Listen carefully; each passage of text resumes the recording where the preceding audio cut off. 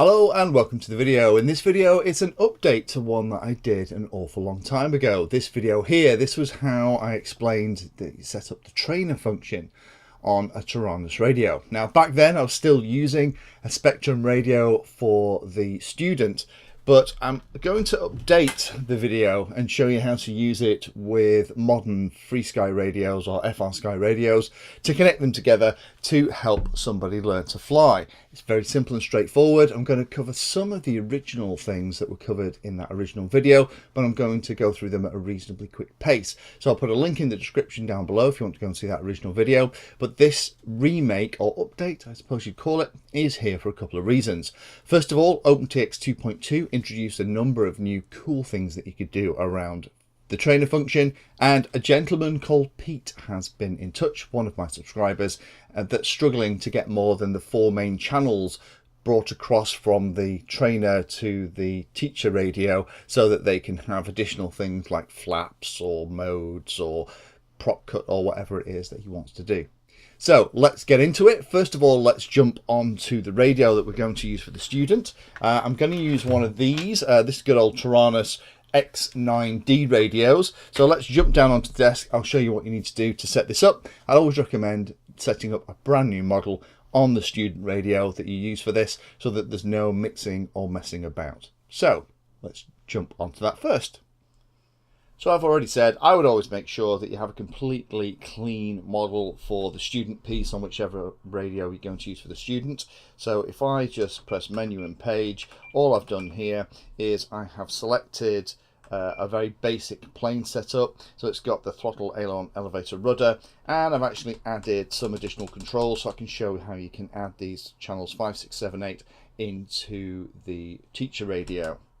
The only other things that I've really done, if I just exit out of that and page across, is at the very bottom of the menu, you can see here that we have the options for master, S-Bus module. If there's enough interest, I'll show you how you set that up. You can actually have a wireless connection between the 2 radios, and you can use a little S-Bus receiver stuck in the back to do that. Modern FrSky radios actually have things like the X Lite, they have this wireless trainer function. The X10S has it as well, but you can get it to work with these older radios using this functionality.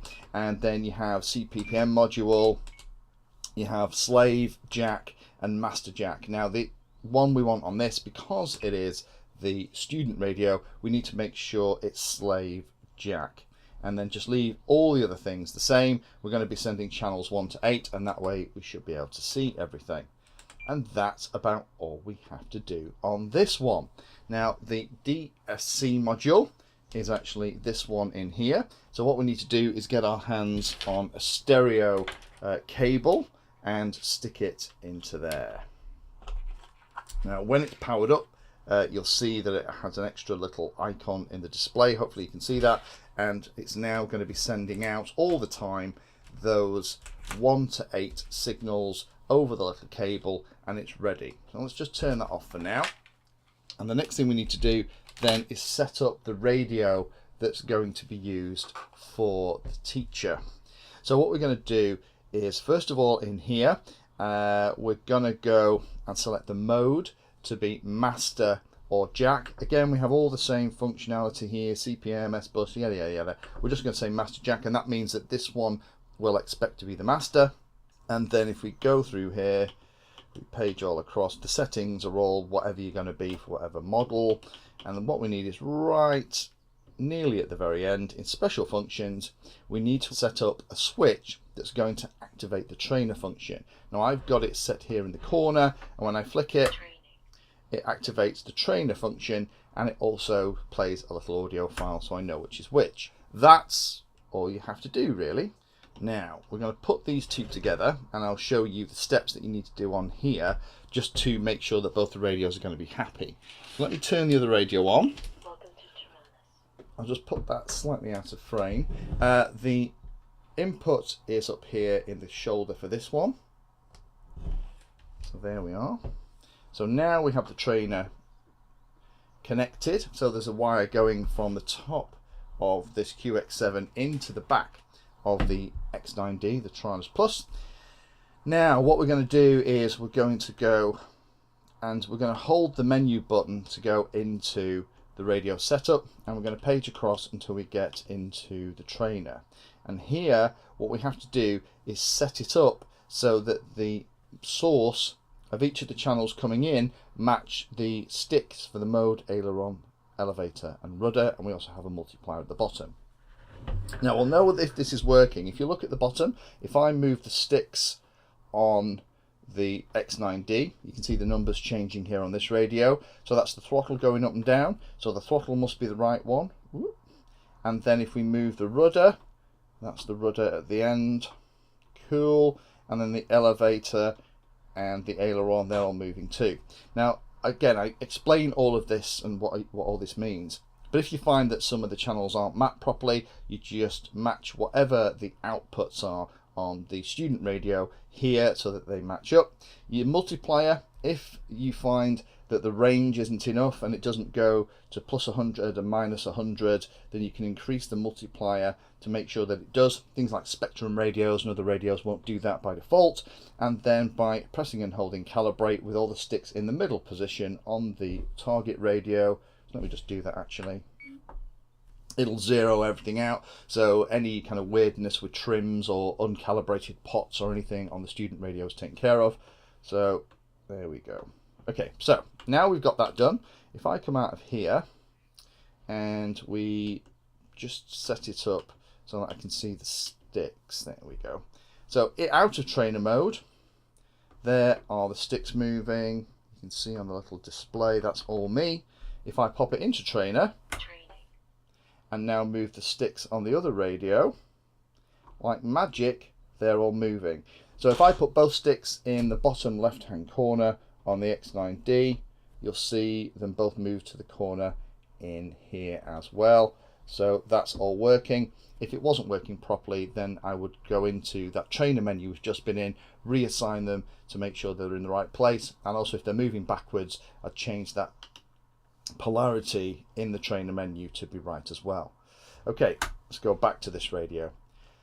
So the last thing I'll show you is what to do to get other channels along, because now we've got the main flight controls here, which is great, but you can send others. So in trainer mode, so let me pop into trainer mode, and if I move some of the switches here that we have set up on the other radio, you'll see that they will start to move, and I can get other things.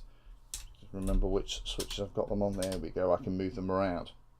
Now the way you do that is if you just go into your mixer, then you'll find that you can add the trainer pieces into this. So for example, channel 7, so if you go down into the source, along with all of the other controls that you've got, you'll notice that you have a whole load of TR numbers. 1, 2, 3, 4, 5 actually goes way above the 8 that we have, goes up to 16. So we could say that we want trainer channel 7 to be on here, and we could assign a switch so it only happens when this radio is in the trainer function. So I'll tell you what, let's just add that on here. Training. There we go. Okay, so if I come out, there we go, we now have channel 7. I have to find which button it is on here that does channel 7. And there on the other radios, I move the momentary switch. Channel 7 is now working. If it's in trainer, if I take it off trainer mode, then that disappears. So that's the trick. If you want to have more than just the 4 flight controls, which are set up via the trainer function, then you can actually be really clever and just selectively pop them into places using the TR 1, 2, 3, 4, 5, 6, 7, 8 and so on in the mixes, just like you would any input. The trick is just to make sure that the student radio is set up with all those controls, and you can just pick and choose them and put them wherever you want in your mixes, just like you would with any other control. Thanks for watching the video and watching right to the very end. You can find me in all the usual places on social media, and if you like the video and like what I'm doing here, then hit the subscribe button and hit the bell notification icon too. If you really like what I'm doing, you can go the extra mile and become one of my Patreons for access to me directly for support, and also giveaways and regular updates too. If you're looking for particular content, then check out the playlist. I organize all of my videos into playlists, so if you're looking for a particular topic, you can find everything here. If it's called Introduction To, it's designed to start very simply and build on that simple introduction to teach you all about it. If it's called For Beginners, then that is really aimed at people who are brand new to that part of the hobby. You can also search on YouTube for anything that you're interested in using the search function at the top. So iNav Painless 360 will find all of my videos and even the playlist around iNav. So thanks again for watching and happy flying.